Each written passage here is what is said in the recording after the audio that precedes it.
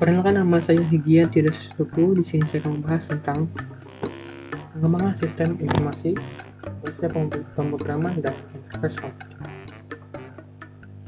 Pengembangan sistem informasi sering disebut sebagai proses pengembangan sistem, dan pengembangan sistem didefinisikan sebagai menyusun suatu sistem yang baru untuk menggantikan sistem yang lama secara keseluruhan atau memperbaiki sistem yang ada agar dapat memenuhi kebutuhan stakeholder.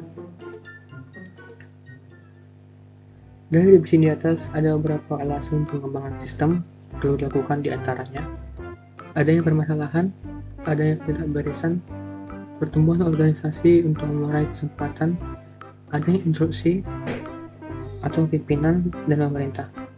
Untuk menghasilkan sistem informasi yang dapat memenuhi kebutuhan korporasi, diperlukan beberapa tahapan yang terdiri dari: yang pertama, yaitu kita harus menganalisis, yaitu sistem analisis adalah upaya mendapatkan gambaran bagaimana sistem bekerja dan masalah-masalah apa saja yang ada pada sistem.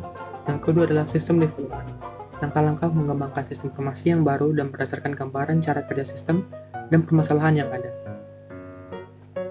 Selain dari tahapan pengembangan sistem yang terdiri dari sistem analisis dan sistem development, metode pengembangan sistem menjadi suatu proses yang tidak terpisahkan dalam pengembangan sistem.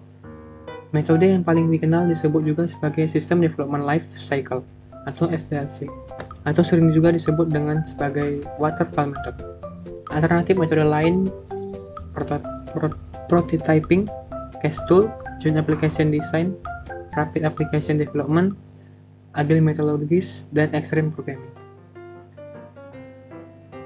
SDLC merupakan metode pengembangan sistem paling lama. SDLC sangat cocok untuk pengembangan sistem yang besar, tidak sesuai atau tidak terlalu disarankan untuk mengelola small scale project karena banyak memerlukan sumber daya yang tidak fleksibel, sulit untuk melakukan perubahan aplikasi dengan pengambilan keputusan yang cepat.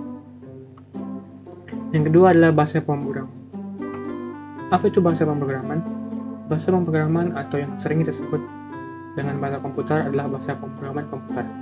Adalah instruksi standar untuk memerintah komputer.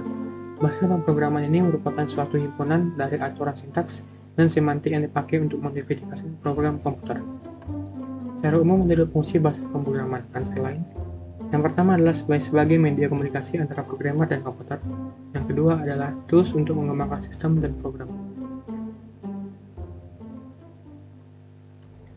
Media komunikasi antara programmer dan komputer. Fungsi pertama bahasa pemrograman adalah sebagai jembatan komunikasi antara programmer dan komputer. Ini sesuai dengan fungsi bahasa itu sendiri, yakni alat komunikasi yang dipahami oleh penuturnya. Sayangnya, bahasa yang dipahami komputer berbeda dengan bahasa manusia. Maka dari itu, perintah bahasa pemrograman yang ditulis programmer harus diterjemahkan terlebih dahulu agar bisa dimengerti komputer. Untuk menerjemahkan bahasa pemrograman ke bahasa komputer, ada dua metode yang biasa digunakan, yaitu yang pertama adalah metode compiler. Compiler adalah tools untuk menyadari seluruh perintah bahasa pemrograman, lalu mengubahnya menjadi sebuah paket file. Paket file ini berisikan kode mesin yang dapat dibaca komputer atau perangkat lain. Kemudian komputer dapat mengeksekusi perintah bahasa pemrograman setiap kali guna menjalankan paket file tersebut.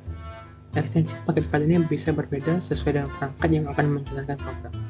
Misalnya .x untuk perangkat berbasis Windows, .apk untuk Android, dan .app untuk iOS. Sementara bahasa program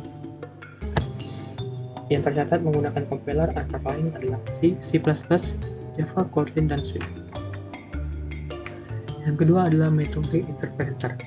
Interpreter adalah tools untuk mengubah perintah bahasa program menjadi kode mesin tanpa menghasilkan paket file baru.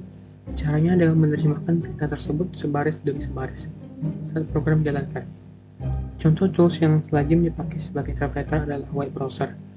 Oleh sebab itu, interpreter sering digunakan oleh bahasa pemrograman spesialis website seperti JavaScript, Ruby, dan PHP. Yang ketiga, kita akan membahas tentang enterprise computing.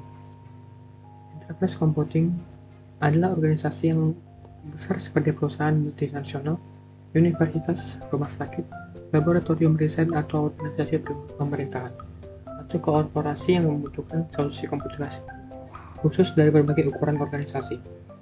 Selain itu juga, enterprise computing menggunakan jaringan komputer yang mencakup berbagai macam operating system protokol, dan network arsitektur. Enterprise mengatur banyak informasi dari berbagai tempat yang terpisah baik secara tempat atau kelompok yang dapat dijelaskan dari tahapan proses yang terdiri dari informasi sistem, yaitu kumpulan dari hardware, software, data, orang dan prosedur yang bekerja sama untuk menghasilkan suatu informasi. Yang kedua adalah prosedur, adalah instruksi yang diikuti untuk menyelesaikan tugas. Yang ketiga adalah human resource, informasi sistem, yaitu mengatur sumber daya manusia dalam suatu perusahaan. Employee relationship management system adalah alat untuk memfasilitasi komunikasi perusahaan dengan karyawan. Sekian dari saya, terima kasih.